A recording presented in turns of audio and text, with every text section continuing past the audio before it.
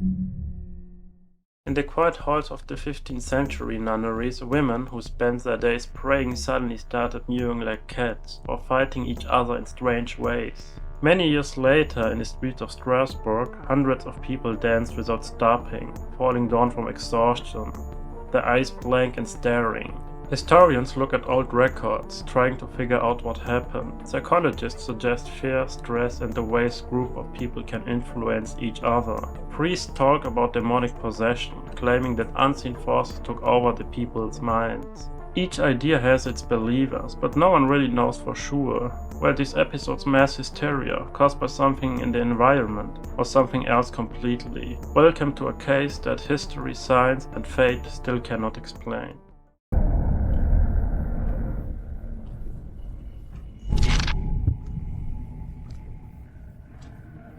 Our first case takes us to the 15th century in France. The physician and historian Justus Friedrich Karl Decker documented it in his book, The Epidemics of the Middle Ages. In a secluded nunnery, something occurred that would terrify the local villagers and challenge the understanding of everyone who heard of it. One day, a nun began to make strange sounds instead of speaking. She mewed again and again. She struggled desperately to form human words, but only a pitiful mewing emerged from her throat. This frightened not only the other nuns, but also the affected woman herself, who appeared aware of their condition, yet unable to control it. In that time and region, cats were not merely domestic animals. They were widely considered allies of the devil, creatures associated with witchcraft and dark forces. The question immediately arose among the sisters: is the body of their fellow nun possessed by a demon? Has something evil taken residence within her? Panic began to grow within the church walls. The mewing state lasted for hours and then stopped, only to return the following day. And then something even more disturbing occurred. The mewing spread to other nuns, like a virus. It moved from one sister to the next. Within a short time, more than a dozen nuns had lost their ability to speak, communicating only through cat-like mews. The church building, once a place of silent thought and prayer, transformed into something like a giant cat cage, filled with sad, mournful sounds. The situation became so serious that the people in the village next to the church building could hear nothing but loud, many-voiced mewing coming from behind the stone walls day and night.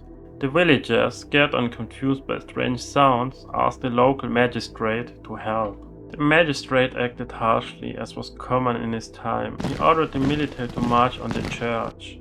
Soldiers surrounded the building, drew their weapon and entered the church. What they found inside was not violence or demons, but dozens of women mewing helplessly at them. The nuns were not harmed, but they were forcibly separated from one another. The military intervention removed them from each other's presence, breaking the collective dynamic. The event persisted for a time among isolated individuals, then gradually faded away.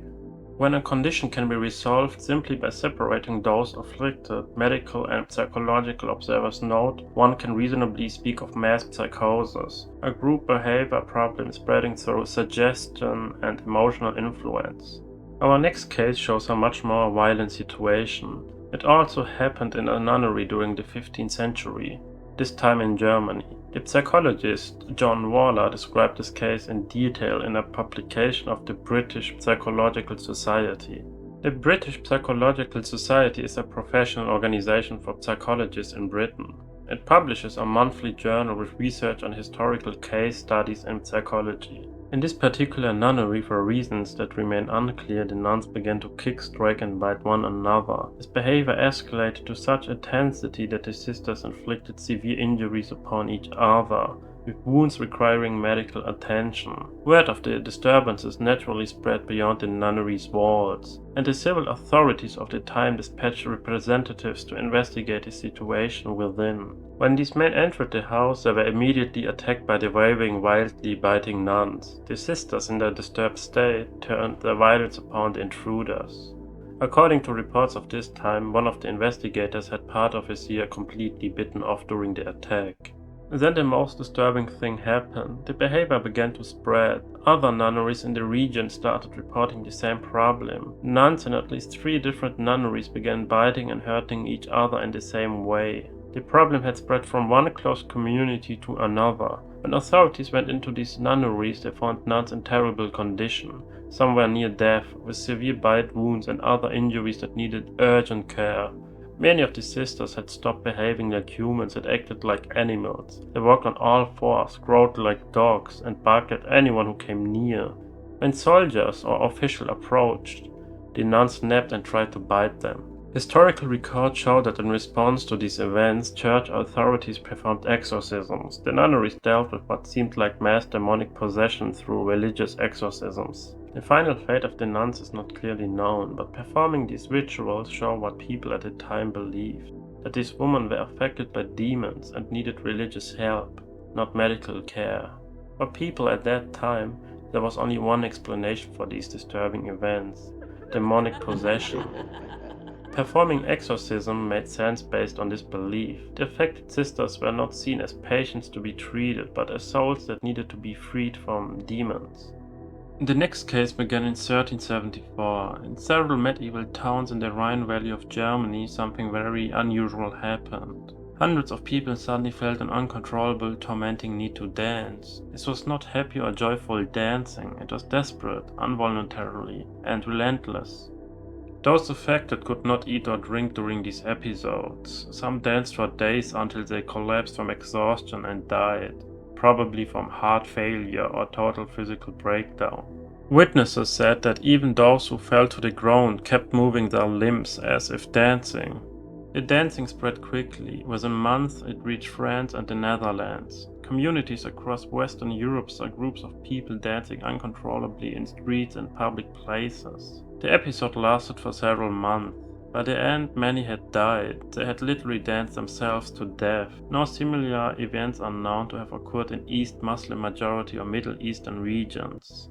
In the century following the 1374 outbreak, smaller, more localized episodes occurred occasionally throughout the region. But in 1518, the dancing plague reemerged with full force, this time in the city of Strasbourg. Several hundred people were affected, dancing without control in the streets for days. When this ended, dozens had died from tiredness and the strain of moving non-stop. Between the first big outbreak and the Strasbourg epidemic, there were more cases in religious communities. Report says nuns in several nunneries acted like animals. Some walked on all fours, refused to wear clothes, barked like dogs and posed like dogs. Others acted like cats, leaving their nunneries and trying to climb trees, using their hands like claws to pull themselves up. These events didn't only happen in nunneries. People in the general population also showed similar behaviors. However, Waller's research found that nuns were affected more often, which suggests that life as a nun might have made them more likely to be affected. About both the dancing plague and the strange behavior of nuns, Waller writes in the British Psychological Society publication, "These events may sound hard to believe, but there is clear evidence they actually happened." Many doctors and historians in different regions describe the dancing plague, and their reports match in detail. Records from monks, priests, and ordinary observers still exist. For the Strasbourg outbreak, city archives describe hundreds dancing uncontrollably in the streets. Court records from 1518 still exist, showing that authorities tried to blame specific people for causing the madness. Medical experts, both past and present, agree that people cannot dance for days with bloody, bruised feet, and without eating or drinking unless their minds were in a very unusual state. Researchers have long wondered what caused this state, whether it was drugs, psychological factors, or something else. You might think these events only happened long ago, before modern medicine and psychology. But the documented cases from recent decades show that isn't true. It happened in a school in Ohio. The episode started when one student began jumping and dancing without control, as if something else was making them move. Slowly, other nearby students started doing the same. They danced, jumped wildly, fell to the floor, and twisted their bodies in ways that seemed out of their control and upsetting. The behavior spread until several dozen students were affected. Then, just as suddenly as it began, it stopped completely. Emergency medical teams took the affected teenagers to hospitals for checkups. Doctors tested for drugs, toxins, and neurological problems. All tests came back abnormal. No medical or physical cause could be found. However, interviews with those affected proved revealing. The first student to experience the episode reported sitting normally in his chair when his left leg began to move on its own. He described his sensation as completely out of his control.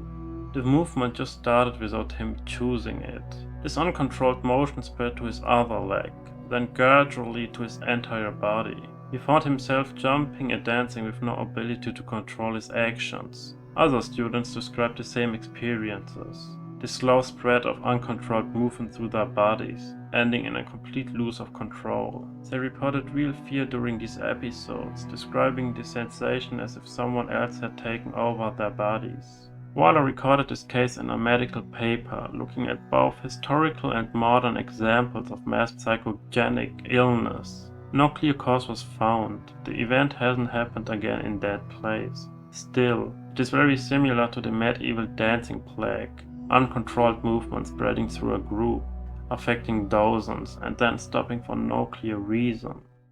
Over the time, historians, medical professionals, psychologists, and religious thinkers have proposed multiple theories, none of which fully satisfies all observers. The ergot theory. Early modern investigators suggested that poisoning from a grain fungus might explain these events. Ergot is a fungus that grows on grains and contains chemicals that can cause hallucinations that are related to LSD.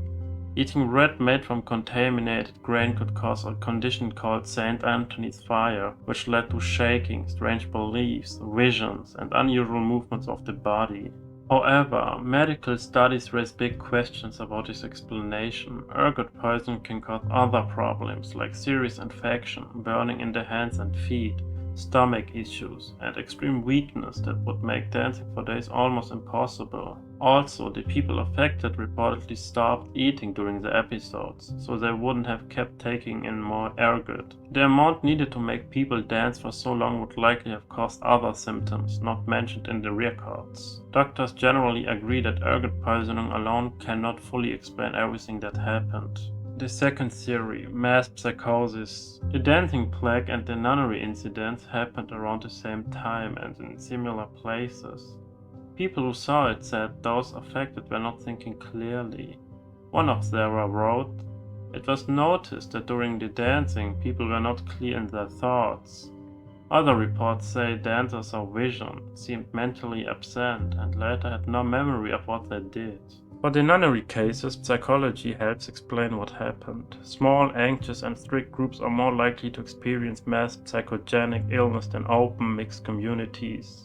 Life in a medieval nunnery with enforced silence, strict routines, held back emotions, separation from family, and constant focus on spiritual danger could create the conditions for group behavior problems. When one sister acted unusually, others in a similar emotional state might unconsciously copy her. For the dancing plague, researchers point to another factor.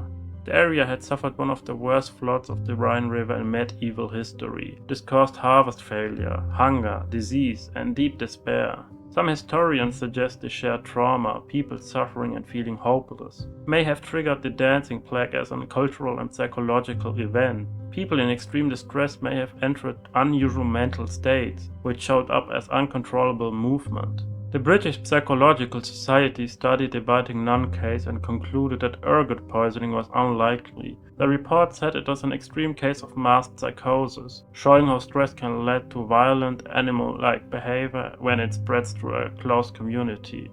Another way to explain these events, especially from religious viewpoints in the past and today, is that they were caused by demonic possession. Supporters of this idea point to several parts of the cases that are hard to explain with psychology alone. Nuns in a far apart nunneries acting in the same strange ways at the same time without any way to communicate. People completely believing they were animals instead of humans, and behavior that was very inappropriate for religious life, including sexualized actions in some accounts. From this view, performing exorcism was not just old-fashioned belief, but a reasonable response to what was seen as a supernatural problem needing spiritual help. What do you think about this historic event? Which of these theories might explain the mystery? Or do you think it could be something beyond our understanding? See you next time.